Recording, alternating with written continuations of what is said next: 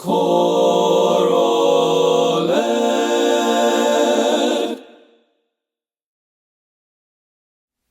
Welcome to episode 46 of Choral Ed. I'm your host, Micah Bland. Thanks so much for watching. Today we begin a new series on performing choral music from diverse cultures. When it comes to programming music from cultures other than your own, conductors may be hesitant due to an unfamiliarity with the language or musical traditions, or perhaps a fear of cultural appropriation. So to talk about these concerns, it is my great pleasure to welcome to the show Arreon Harley-Emerson, who is President and CEO of Equity Sings, and Chair of ACDA's National Diversity Initiatives Committee. Arreon, thanks so much for joining us today. A joy to be here. Thank you so much for having me. To start off, how should a choral director respectfully approach programming a work from a musical tradition other than their own? Well, I think it can be very scary to program something outside of your own tradition, particularly because we don't want to cause harm, we don't want to cause offense. But I think the most important thing that a conductor needs to do is they need to start with a little bit of inreach before outreach. That's what I always like to talk about. So, why am I doing this piece of music? Why now? Am I doing this piece of music? And am I ready to be doing this piece of music? Because sometimes we might realize that, maybe we need more time. Maybe the cake hasn't finished baking. I always talk about that. Like sometimes we have all the ingredients of doing something really well, but that cake just might need a little more time in the oven. So asking ourselves these questions, I think, is a really good place to start. And approaching it with cultural humility. So that idea that we are all going to be learning about culture continuously throughout our lifespan. That's great. And so, moving on from here, some people like to bring in experts, right? And so, or ask somebody in the ensemble for their support. But this raises another question of tokenism. So, what is tokenism, and how might it appear in a choral ensemble? Sure. So let's start with an example of tokenism. An example of tokenism might be, oh my goodness, we want to do this piece. Let's say it's Eric Whitacre's Five Hebrew Love Songs. And so we're like, okay, well, Rebecca is Jewish. So, Rebecca, could you please do the pronunciation for us, right? And we're just jumping to asking a student to do that. And we really don't know if that student speaks Hebrew, feels comfortable in that way. Maybe they are so like culturally Jewish and not necessarily religiously practicing actively at that time. There are many considerations that could be happening. But when we are bringing someone's identity to the fore and we're using that identity in a way that is to really uh, help ourselves rather than to present the art in the best way possible, the byproduct is tokenism. And so that is how we see it most of the time show up in our spaces, particularly in choral and music spaces. But really, it's the practice of making like a symbolic effort to be to lift up a person or a marginalized community, and that becomes a symbol rather than that person being seen as an individual and a carer of culture or carrier of culture, if that makes sense. Yeah, for sure. And so I guess a follow-up question here would be, how would we respectfully approach that person? Or, we think they might have expertise, but, how do we approach them in a respectful manner that would not be considered tokenism? Sure. Some things that I always recommend doing is saying to your students or singers, ensembles in the beginning of every year, like you can even do this via survey if you want to ask via survey, like, hey, we love doing music from all over the world, variety of traditions, faith beliefs, etc. Like, would you be comfortable coaching something or bringing a piece or helping us along with something? So that way, because you don't want to put someone on the spot to be in an uncomfortable position. You can also, if a piece comes along and you aren't sure, you can have a one on one conversation with someone. And you start by saying, hey, I know that you belong to X or Y identity group. You've shared that with me before. I'm thinking about doing this piece of music. Could you point me in the direction to someone who could help with this? And I would start there because, generally speaking, someone is going to be like, oh, yeah, I'd be happy to help you with that. Or I'd be happy to help you with that. And here's some other names. Or I don't feel comfortable helping you with that. Or I'm not sure that I'm the best person to do that. Here are some thoughts for you. Or simply, I can't and I don't know who to help you with. All of which are important pieces of information for you to take forward in your process. Yeah, I think it's a great point of having it open ended as far as, do you have any recommendations instead of, hey, would you do this, right? I think that's the big difference between tokenism and being inviting in that sense. Absolutely. Like soon as we make it there, we make I see tokenism as one, you're just bringing someone on or lifting someone or using their knowledge, skills, or their diversity domains so that we can look better, right? That's a part of it's like it's about us when we are tokenizing. It's not actually about that person or their culture. It's about us. It's when ego gets in the way. Mm-hmm. And that's when tokenism begins to appear. But when we remove that ego, and by using that question prompt, like rather than like, will you help me with this, or will you coach this, or will you do this, is not to make a request of them to do something for you, but rather asking to be pointed in the right direction. That's a great point there. So the goal of is always to be respectful of a culture. What is cultural appropriation, and how might it appear in a choral ensemble? Yeah, this is I'm going to answer your question by first saying that, and this framework comes from Dr. Ronald Dilworth. It's it's easy, right, to remember this. It doesn't mean that cultural appropriation is easy to deal with, but this framework, this idea, this metaphor, I think is helpful. So we have people who are insiders. So, Michael, what's the opposite of an insider? An outsider. Exactly, right? So we've got insiders, people who are from a culture. We have outsiders, people who are not. There we go. Now, between the insider and the outsider, we have this liminal space where we call it the welcome visitor space. All right. The welcome visitor space are places where we can go as a welcome visitor. These are things that are typical for other people to enter in. All right. And people are like, well, I don't understand. What do you mean enter in? Let's now go to a metaphor of a home. If you were to have me over your house for dinner, I would say, oh, thank you. And I would come, I'd knock on the door. Perhaps I'd bring something to the kitchen, go to the dining room, maybe the living room, but it would be very wild and it kind of cringy and inappropriate if I just let myself into your bedroom, right? It would be like, oh, you just don't do that, right? Maybe a guest room if you're staying over, but even if you're staying in a guest room, you would not just enter into your host's bedroom. It's just, we understand that that's not appropriate. We understand that there are certain places in the house where, as a guest, we are welcome to be, right? And cultural appropriation is similar in that way, that there are places that we are welcome to be, right? And we expect to be welcomed into those spaces because they're social norms. So let me give you some example. We know that jazz is a idiom that comes from the Black experience. And are we going to then say no one should ever sing a jazz tune?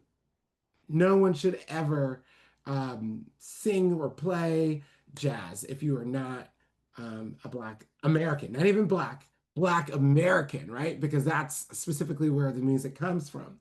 Everyone would be like, well, that's ridiculous. Jazz is clearly part of our music and we're all impacted by it. So many composers are influenced by jazz, and how can we not be influenced by it or use it in creation or sing jazz or whatever, right? Because that has become part of the welcome space for visitors. So we understand that to be true. Now, when we start to talk about music that are, let's say, from indigenous cultures or native cultures. We know there are some musics that are fine for welcome visitors to be in, and there are some that are only for cultural insiders. These kinds of healing ceremonies are specific to a particular tribe or group of people, and those are um, only for those cultural insiders. And we have to respect that and not perform those pieces. And so it's important that we understand the distinction about who is an insider, who is an outsider, and where is that welcome space. It is not the same in every context. So they are all culturally specific. What might be the same for jazz is not the same as for indigenous musics. So we just have to know that and understand that that changes based on the context or the culture from which that music or art is coming from. Yeah, that's great. I really appreciated that metaphor, and it really makes it very clear, I think, to myself and I'm sure to the viewers that are watching this. Uh, so considering you mentioned kind of cultural groups or native groups, I Mhm. suppose the only way to really know, okay, is this appropriate to perform or not, is to do your research. Um, do you have any other suggestions as maybe what should we avoid or what should we be mindful of other than uh, asking maybe an insider Yeah. or doing your own research? What are the options Yeah, I mean, there? like you always have to do your own research. And it's important that you also ask questions from cultural practitioners as well. You also have to understand that you might get differing opinions about the same issue. Like, um, let's say, I know I believe that spirituals, though they are derived from the condition of enslavement of Africans in the United States, is still music that should be accessible and performable, if that's even a word, by us all. Once we've done our homework, once we've honored the sources, once we've done these things, I believe that we can all engage in this rich repertoire. There are, however, other brilliant Black scholars who do not agree with that. And we have to understand that there is no cultural community that is a monolith. So you want to be thinking about asking multiple people for input and trying to think of what is the overall prevailing thought that is coming from folks, right? That I'm receiving and grounding that in research and grounding that in the lived experiences of cultural practitioners. So it's always important to seek out that knowledge. Like, is this permissible for me to be doing that? And even if it's permissible for you to do that, just because I can do something does that mean that I should do something? That's the difference between being culturally responsive and culturally responsible. Because just because we can do something doesn't mean that we should do something, or that we are ready, or that this is the right ensemble, or that this is the right time for this piece to be happening, given other happenings in our world. Yeah, and thanks for bringing it back to your opening kind of three questions there as far as appropriate for now and the time and am I ready and is my group ready? So that's wonderful. As the president and CEO of Equity Sings, can you share a little bit about the organization and what types of things you offer choral directors? Yeah, so we are a consulting firm that works at the intersection of inclusion and nonprofit management. So we help lots and lots of choirs throughout the country with a variety of things. Some of it is like workshops about cultural appropriation, workshops on singing music from a variety of cultural cultures. And so we help folks with that. I do particularly a lot of music from the Black experience. One of my colleagues does a lot of music from Asia. We all kind of have different things that we bring to the table and musics that we specialize in, and we have lots of workshops around that. The larger part of what we do is we really help a lot of organizations, choirs, orchestras, theater companies. So it's not just choral organizations, but navigating issues of diversity, equity, inclusion. Sometimes that's like from a policy angle. Sometimes that's from a facilitation angle. And then we also support like general strategic planning and nonprofit management. So we do a lot of fundraising work, helping people build their fundraising pipeline, audience development and earned revenue strategies. So really, how do we ensure, yes, we can be successful in our music making, but that doesn't mean that the organization is successful fully.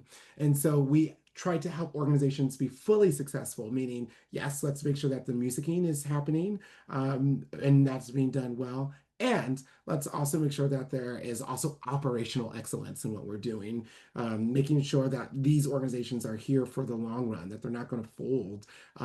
Like I talk to lots of organizations that are like, oh my gosh, what do I do? You know, an NEA grant was cut, you know, this kind of thing. And I'm like, okay, well, yes, that's obviously bad. And what that shows is that our organizations already had gaps in over reliance on certain areas. There should be a diverse portfolio of revenue for an organization. And so we help organizations with building that diverse portfolio of revenue and just to be sustainable. That's wonderful. It sounds like your organization is doing wonderful things in the community. Before we conclude, are there any final thoughts you want to share with our viewers? The only thing I would say that really was not included is that cultural appropriation is neither good nor bad. Cultural appropriation simply is. And I think that we often focus on the negative forms of cultural appropriation and not the positive. And so I think we have to remember that cultural appropriation is not always negative, and cultural appropriation is also necessary for the arts to be able to grow and expand. And I think that's like a hard thing because we always think cultural appropriation is bad. We've Mhm. been conditioned to think that it's bad, and if we are a cultural appropriator, then like that means like we're a terrible person. But I always like to say you are not a terrible person because you're a cultural appropriation. It simply means that you are human, right? You are human and you are porous, and culture you are going to be coming into contact with all the time. And I try to help people understand that. Now, that's not to say let's be flippant and let's just do whatever we want to do. Like there are negative kinds of cultural appropriation, right?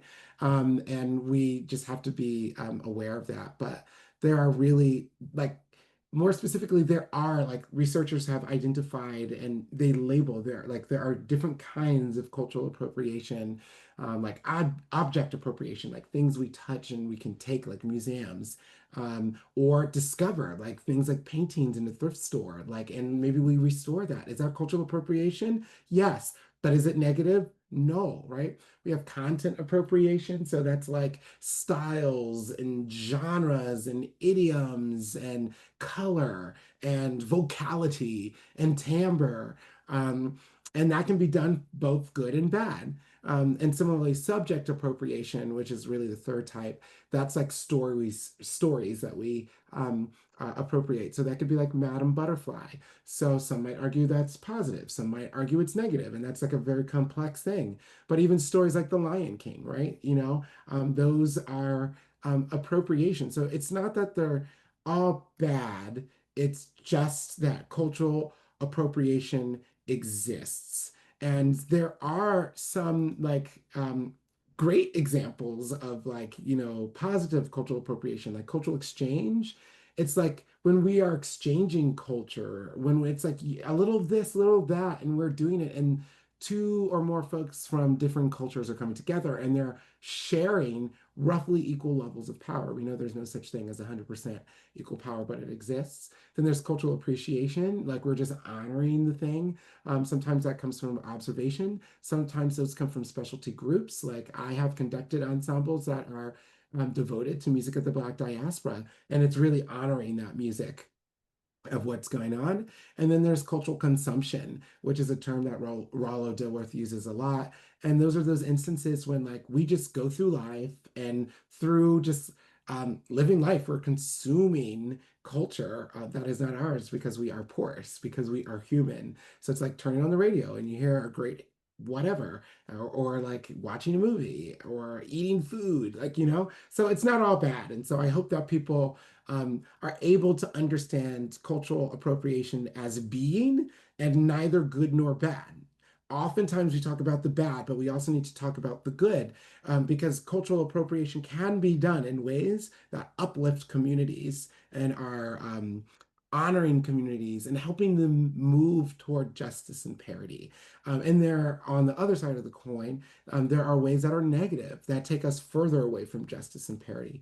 So it's just, yeah, something that I feel like there needs to be more research on and more conversation about what it is and what it isn't. We are all cultural appropriators. So, and that is something that we have to understand.